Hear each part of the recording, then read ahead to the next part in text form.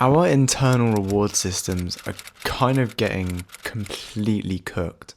We're living in a world now where we live on such short-term gratification that our brains are slowly but surely, it feels like they're shutting down a little bit, which is a very, very scary prospect. And I I don't want to obviously point fingers at specific things, but I don't think it's any one specific thing. I think it's an accumulation of certain things, certain, I guess, trends and new technologies and stuff that have come out within the last decade, maybe a couple decades, and it's just slowly rotting us, and it's terrifying.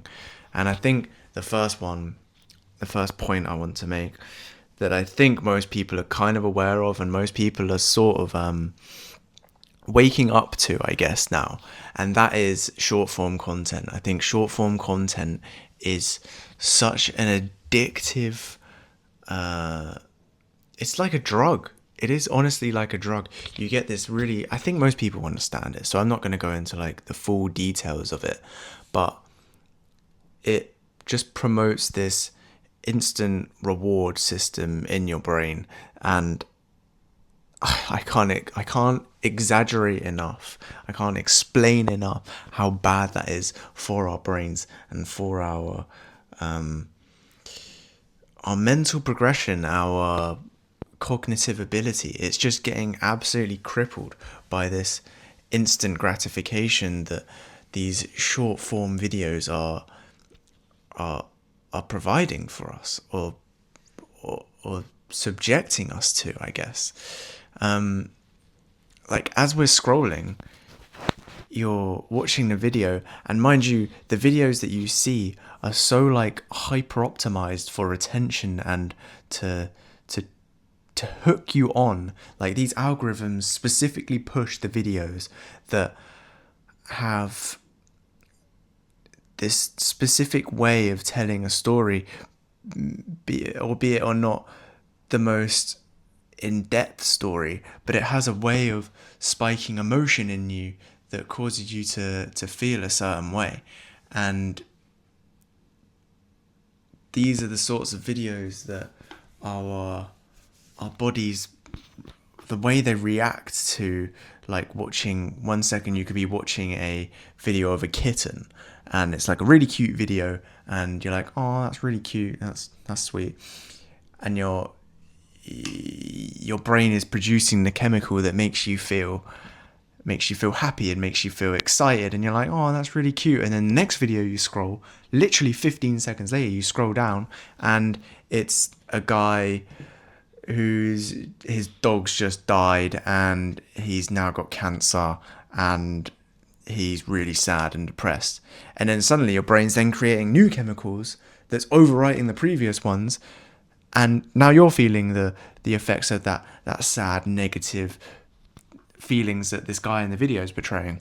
And then you scroll to the next one and it's a guy, a Red Bull athlete doing some like insane stunt off a bloody aeroplane or some shit, and you're like, oh damn, that's really cool. And then your brain starts producing chemicals for that thing, and before you know it, your brain has created and rewritten these chemicals over and over and over and over again really fast, and you keep getting these short little boosts of oh wow, that's really cool, that's really nifty. And before you know it, your brain is just trained to thrive off of this short-term gratification that is so poisonous, so toxic for our brains.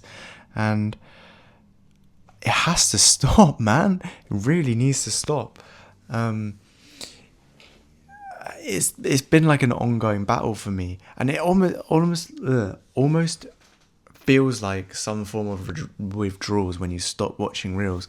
Like whenever you're watching reels, you're not watching it because you specifically want to watch it. You're watching it because you're fucking bored. And that's the times I've noticed myself when I open Instagram and I just start scrolling reels. It's when my brain is not doing anything.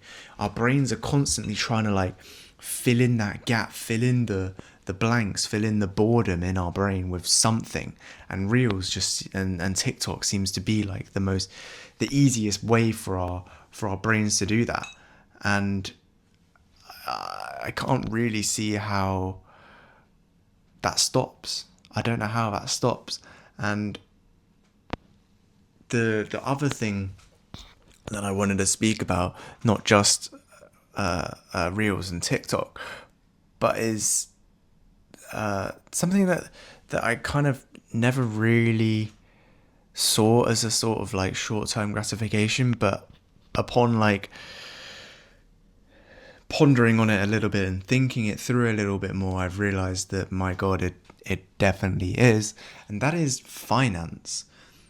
The ability to buy anything on finance, let's say in this instance a car, you can go into a dealership or whatever, let's say a Mercedes dealership, and some guy who works in a supermarket and earns minimum wage can literally walk into a Mercedes dealership and buy a $35,000, £35,000 car on his 1,500 quid a month salary, and buy that super expensive car and just pay it off over finance. What?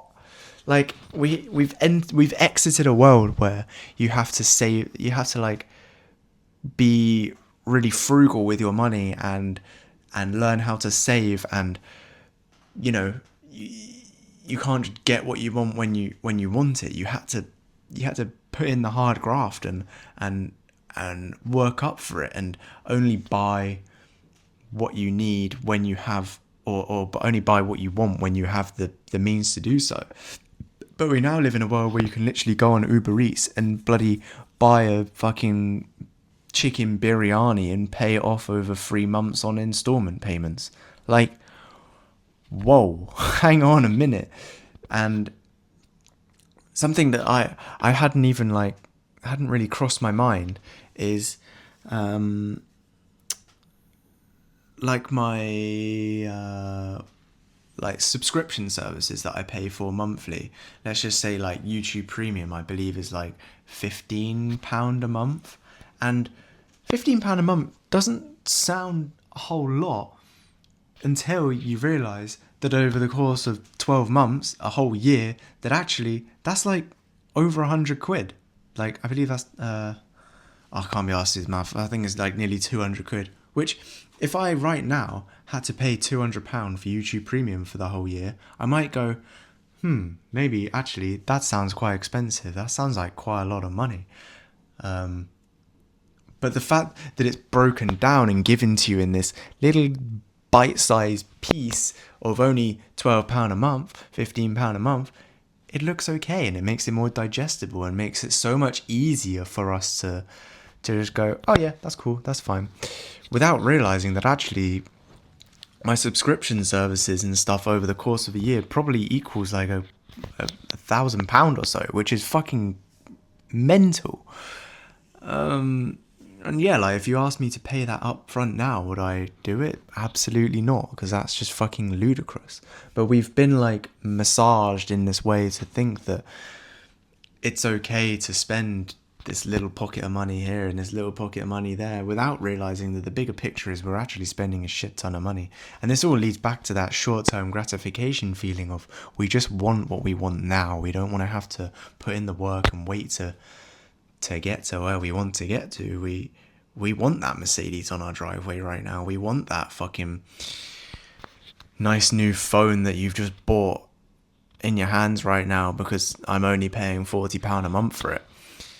And I think it's really dangerous, and I think something needs to be done, something needs to be said. People like me need to speak up about this sort of stuff, because I think it's quite worrying, to be honest.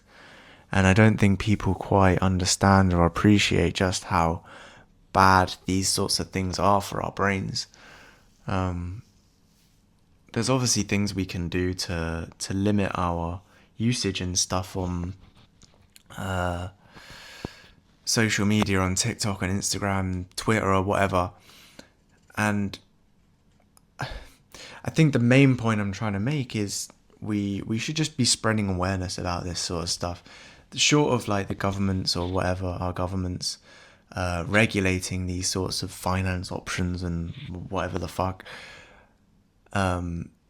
short of regulation coming in that prevents this sort of stuff from happening, which I don't think is going to happen because I can almost guarantee that the governments are profiting in some way from it. We just need to spread awareness about it. We just need to make people more aware of it, and that's, I think, all we can really do, short of like just telling everyone to uninstall all this stuff and just stop it all in one go. I don't think that's realistic. I don't think that's reasonable, and I don't think that's ever really going to happen. But I think just spreading awareness about it and making people aware that this stuff is not good for our brains. It's not teaching us the art of delayed gratification, which I think is a super important like mindset, I guess, to have and to bring into your everyday life. I think delayed gratification is much healthier, much more, I think it's more rewarding personally. The payoff of delayed gratification always feels much better, much more sustainable than a short-term payoff. Yeah, there's a lot I want to say. There's a lot. I think I might do another whole talk just on filling up that empty space in your brain and like why. That's a good idea, actually. Why are you addicted to social media? Why are you addicted to scrolling? That's a good idea. I'll do that one next. Anyway, that's all I wanted to say. Thanks for watching. In a bit.